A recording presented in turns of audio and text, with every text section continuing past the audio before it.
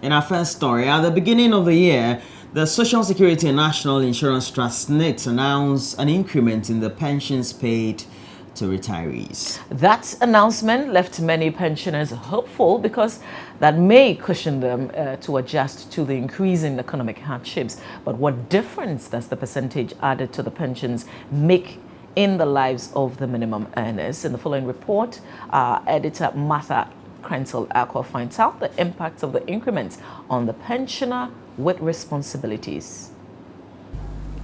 On January 4, 2016, the Social Security and National Insurance Trust (SNIT) increased monthly pension payment by 20% effective January 2016.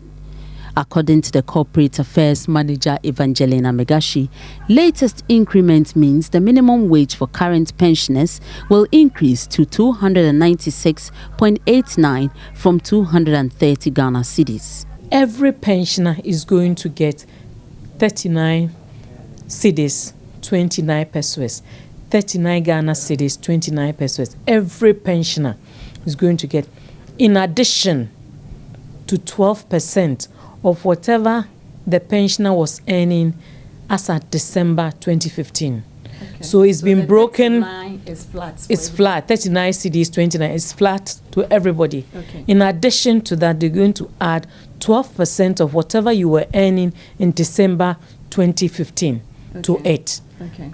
And the highest pension earner earns 26,000 Ghana cedis as at December. And the minimum was 230 Ghana cedis. But I think it is instructive to note that pension payment is based on your earnings. According to SNIT, the increase was in accordance to Section 80 of the National Pensions Act 2008, Act 766. This prompted me to ask how this increment will impact on one of the lowest earners of the SNIT pension scheme.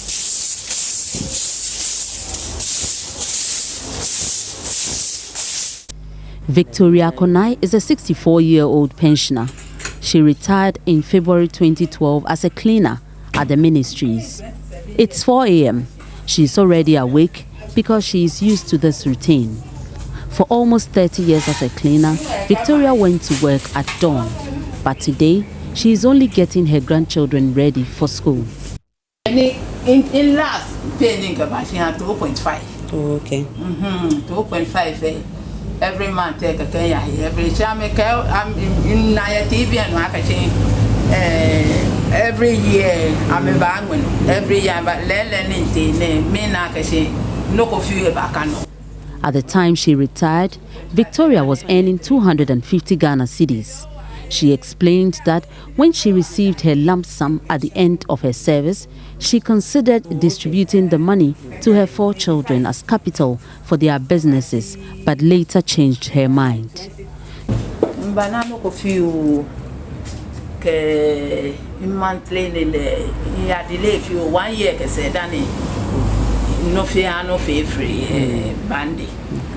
She can in a say me no coffee market best and imagine my work a be ona can Jan Ham in be I may for can Jan Ham when Shami 1 kind machines Ninja Ham ye. She concedes her monthly pension is not enough, especially since she is taking care of 5 of her grandchildren. The announcement from SNIT was good news. How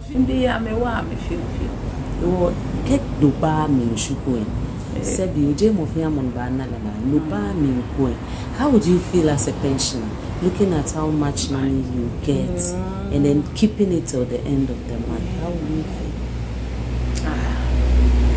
No, just imagine I can come on it low a Tunisi, J pension and Miani. Bonomich.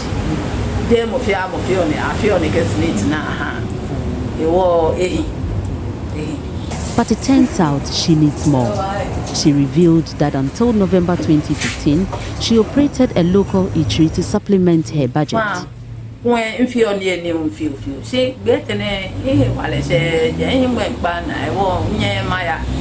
You want me to come Hilani, Yodi, baby. Okay. I've been a diamonds. Oh, Schomo. Benimaya, a beshipon, and bellow baby. Okay. Bellow baby.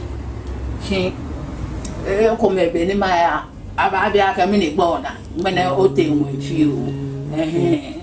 For now, she has needs that must be met, but her monthly pension cannot do that.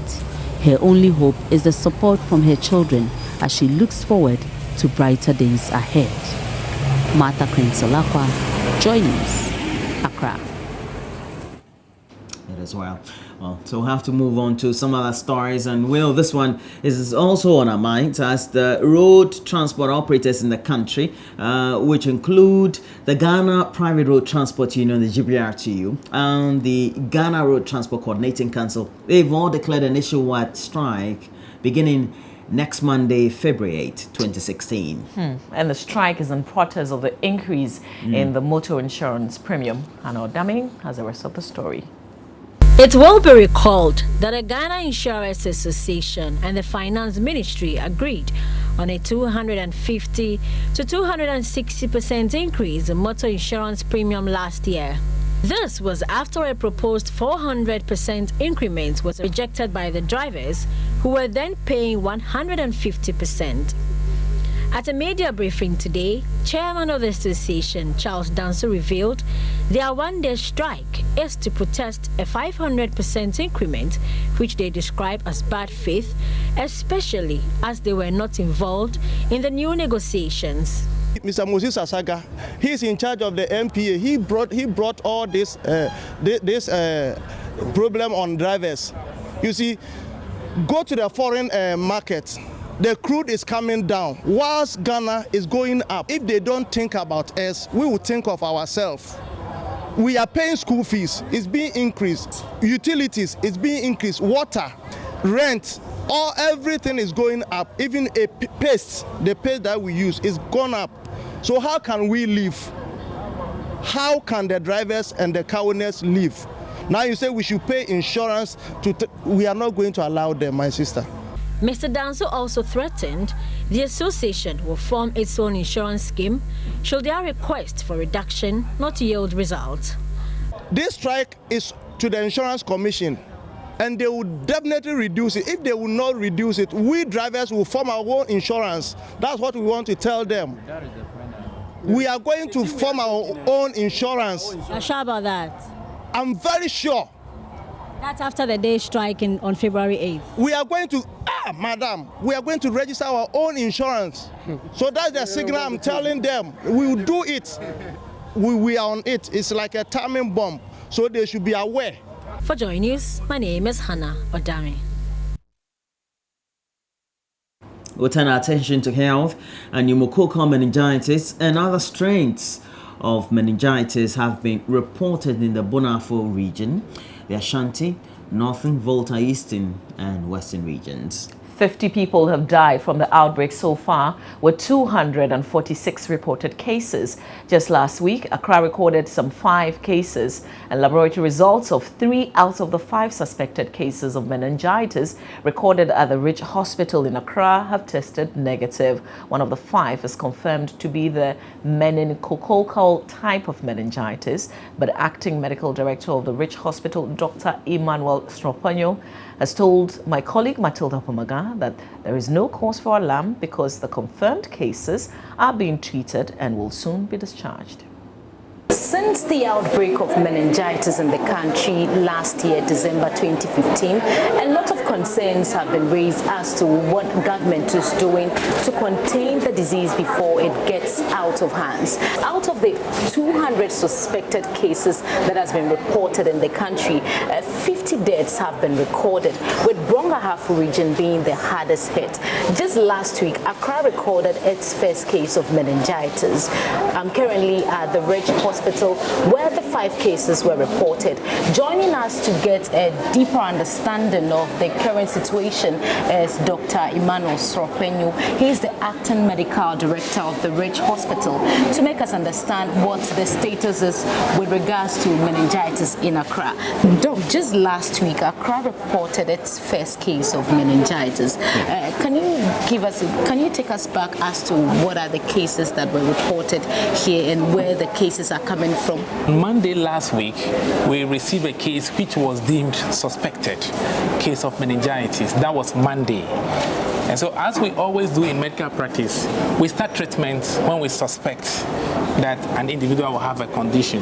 But we also immediately make efforts to confirm the diagnosis as to whether it is indeed meningitis in this case or something else, because several other disease conditions can resemble each other. So we took the samples, and in this case it's lumbar, we call it lumbar puncture, where we take part of the cerebrospinal fluid and send to the laboratory. The result came back after 48 hours. The first one who came on Monday was a young girl, about 15 to 17-year-old girl, who was referred to us from Ashaman Polyclinic. So this young girl, she's the one coming from Ashaman Polyclinic? Yes, she was referred from Ashaman Polyclinic. And her result tested positive for meningitis. Yes. So where is she now at the moment? She's currently on admission. She's still on admission, but I must say that she has responded well to the treatment, and she's currently conscious. She's talking well, communicating well, has no complications. What are her chances of survival? The chances are that she will survive. She's fine, and she will soon be discharged. If not yet, even if not already discharged, then she will soon be discharged, because the plan is to either discharge her today or tomorrow. Okay, so how about the other 4 cases that were also recorded? What is the current status of those cases as well? Yes, the other 4 cases, last week, Friday, we were able to send the samples of 3 of them. And as it takes about 48 hours to 72 hours to get the results, yesterday, Monday, we received the results of those 3 that we sent on Friday. Okay. And well, luckily, all 3 were negative. Were negative? Yes, which means that they did not have meningitis, but they were maybe some other conditions that were mimicking meningitis. And that is the point, because it looked like this is the index case in the Greater Accra region, and it's our prayer that it remains the only case. The only case. We also. So yes. Can you confidently say there is no cause for alarm within Accra? I think there is no cause for alarm in Accra, but there is cause for concern. So I've been interacting with the acting medical director of the Ridge Hospital, Dr. Emmanuel Sropenu. He is telling us there is no cause for alarm, but there is a cause for concern. Why? Because people should start looking out for the early symptoms, which involves headache, onset of fever, neck stiffness. These are the basic signs that you should look out for. And he's also been telling us that the public should avoid overcrowded places, ensure that you have enough ventilation in your room, and take enough water to avoid dryness within your throat. From the Ridge Hospital here in Accra, my name is Matilda Bumaga.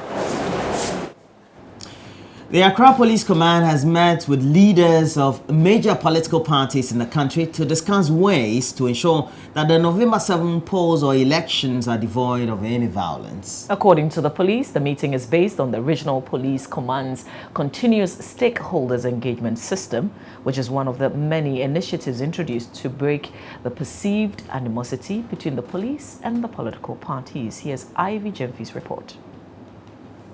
Led by the Regional Police Command, COP Dr. George Ekufu Dampari first visited the Greater Accra Regional Headquarters of the largest opposition party, New Patriotic Party, where they met with the campaign team. COP Dr. George Ekufu, in his address, told the parties the exercise is to ensure transparency, objectivity, responsibility and professionalism on the part of the police, and requested the support of the party. He said the doors of the police are open to all political parties to ensure effective communication that will promote peace. The engagement, like we have said, is not an event.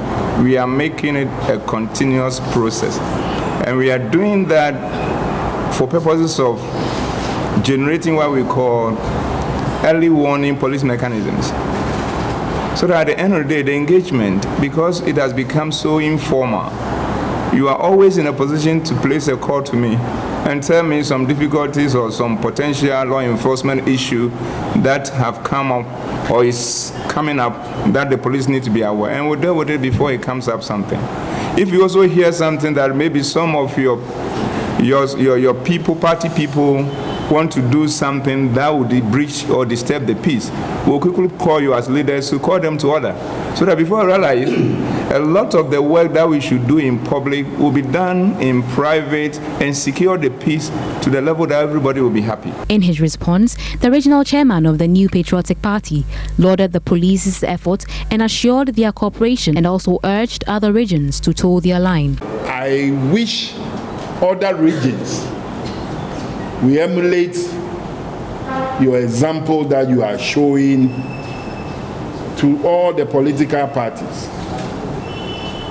Building bridges to make sure that we have confidence in you and your people. It shouldn't be a one-day wonder. We have already had 2 meetings. I hope or wish this will continue. More interactions, and even if it becomes necessary, sometimes when we have meetings with our members, we can invite you to send some of your people down to come and also talk to them, so that they can also feel the presence of the police and see them as the partners and not as enemies or people that we will always have to go after or fight. The delegation made their second stop at the Greater Accra Regional Headquarters of the ruling National Democratic Congress, where the Greater Accra Regional Chairman Adi Koka also pledged the support of the NDC and urged citizens to comply accordingly to ensure peace during the 2016 presidential elections. But I think it's very laudable that in Ghana today, we are exhibiting that the police and the political parties can together ensure that we have a peaceful election.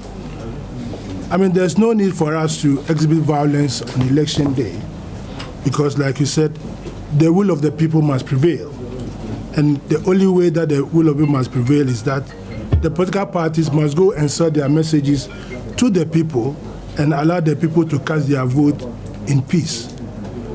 It is not appropriate for political parties to engage in violence, to engage, let me use the word, macho men, and to steal ballot boxes. Those kind of things does not augur well for democracy. So I think the journey that we've embarked on is very appropriate. And everybody, every well-meaning Democrat should be able to encourage you and support you. The police will continue the stakeholders' engagement with the rest of the political parties in the region. As stakeholders of the election, we should say a good initiative by the police service. Yeah, it is. Okay. President John Dramani Mahama has handed over some vehicles to security services in our country to enhance their operations and their work. And speaking at that handing over ceremony, the president urged the recipients to cultivate a culture of maintenance to ensure that the vehicles serve their intended purpose.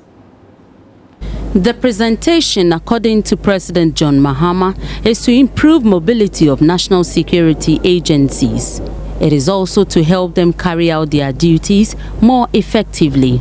Security services that benefited from the presentation include the Bureau of National Investigation, Ghana Prison Service, the Narcotics Control Board, and the National Security Council. The prison service has traditionally been very starved of vehicles, and there are circumstances in which it has been reported that prisoners have to be sent to court in trotro vehicles or in taxis.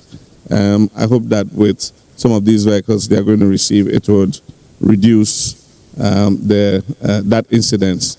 And so for the Ghana Prison Service, they're receiving 10 Mitsubishi Rosa buses, Nissan Navara, 20 Nissan Navara pickups, and then Nissan Sentra Saloon cars 7, Nissan Sunny 6, Toyota Camry 7, Toyota Prado for command work 7, and then they'll get 20 Yamaha motorbikes. I think that this infusion of vehicles would be an advantage to the service.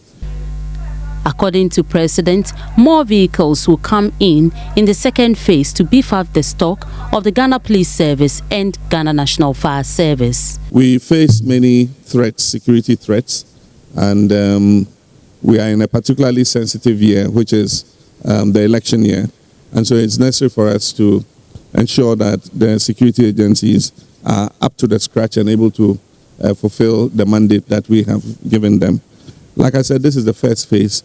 We're expecting additional vehicles, and other security agencies will benefit, like the Ghana Armed Forces and also the Ghana Police Service. We're bringing additional vehicles for the Ghana Police Service in order that they can be as mobile as possible.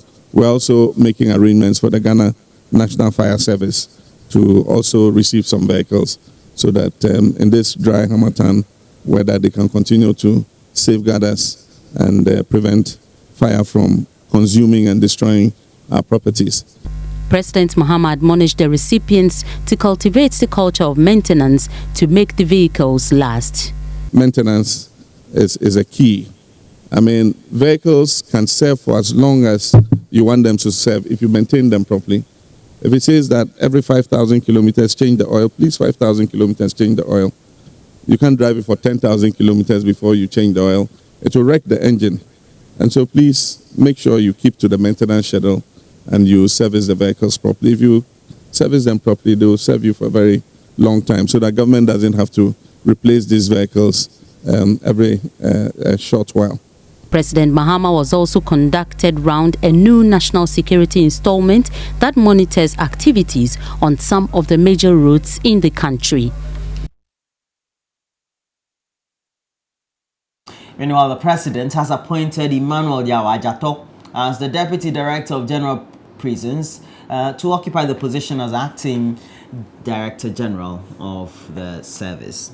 His appointment follows the retirement of Ms. Matilda Bafo-Iwa, the Director General of Prisons, on the 1st of February 2016. Until his appointment as the Acting Director General of Prisons, Ms. Ajato was the Deputy Director General of Prisons in charge of finance and administration of the service. The Acting Director General is a product of Pando Secondary School and holds a degree in psychology from the University of Ghana. He's also studied human resource management at the Ghana Institute of Management and Public Administrations, also attending several capacity training courses, both home and abroad. And we wish him well. Well, we have a lot more stories, and the Italian Prime Minister, who is currently visiting OIS in the country, says dialogue and democracy interwoven with rich cultural practices and the defense of individual rights are the antidote to terrorism. He says values of compassion, inclusion and unity should be upheld in every society as a measure to dissuade people from engaging in terrorism. Prime Minister Renzi stated this when he addressed Ghana's parliament on Tuesday. High on the agenda of the Italian Prime Minister, Matteo Renzi, is giving opportunities to Ghanaian youth, which is perhaps unsurprising given the migrant crisis that the EU is currently facing. Prime Minister said if countries like Ghana have strong career foundations and improved prospects for the youth, the problem of illegal migration could be significantly reduced. Must invest with more determination in culture and education. This concretely means a big attention about universitarian students, exchange between people, and also concrete possibilities to create opportunities of jobs maybe after a period of training in Europe. So if there is the possibility to invest in agro-sector business, for example, Ghana and Italy could work together with more determination than the past. We are ready. He said Ghana should be proud of being a benchmark of democracy in Africa and the world. Prime Minister Renzi also touched on the dangerous migration of citizens from Africa to Europe in search of greener pastures. He said the Italian government values human dignity, hence its continued rescue of immigrants on the sea. Meanwhile, members of parliament say that a message of greater cooperation, especially to improve job creation and agribusiness, is a very welcomed move. Many of them believe Ghana will be the ultimate beneficiary from any such relation. I got a sense that they were here to promote agribusiness, which is very good because our economy is not expanding, agriculture is underperforming, and I believe any opportunity to help boost the agricultural sector of this country ought to be encouraged. Agro-processing and getting the right incentives for farmers and those engaged in agricultural business must be given the needed boost by every government. And secondly, I heard him talk about the ENI transaction. I know that the ENI is making an application for another well or a discovery, which is very huge, which he did not disclose, but some of us do know that there's been a huge discovery, and they are in negotiations with government for government to release that block to them. Once it goes through the right legal processes, nobody will have a problem with it. It is very encouraging to know that the Prime Minister of Italy would be supporting private companies in Italy to come and invest in agriculture, particularly the downstream industries like agro-processing, transportation, haulage, and all that. And specifically when he talks about SMEs, the small, medium enterprises in Italy coming to partner Ghanaian small, medium enterprise companies in this country. I think if it happens, it will really help us. Mr. Renzi has since left for home. Okay, so that'll be it for the news for the morning. As always, you want to get interactive, 056800,000 is the number. Yeah. Very interesting messages coming here this morning. I have, for example, this one. Hi, Mama V and Rolly. I really like your show. Please do keep it up. Allah be with you. Shukran, shukran. That's from Nur from Edubiase. New Edubiase it is. All right. I have this one also. Mama V and Roland, good morning. So still, these Fulani people are still in the country, killing our people. Can this happen in Niger or Mali? God save people at Agogo, and that's from Mbowoni Matthew in Kwantasa. Okay, Roland. Good morning, Roland and Mama. You're doing great, thank you. And I cannot afford to miss your programs. Please don't miss it. And Isaka Adamu is the one sending a message from Bindori. All right, thank you, Isaka. Okay, then let me. Gee. Okay, here's another message. Thank you for all the nice things that you say. Thank you. Marcel from Jasikan, thank you for watching the show from Jasikan. When we come back, we'll look at what is trending in some of the newspapers that we have a hold on as captured by myjoyonline.com, and then we'll make a quick trip around the news portals. Remember, we're finishing off with some news on Zika, so stay with us.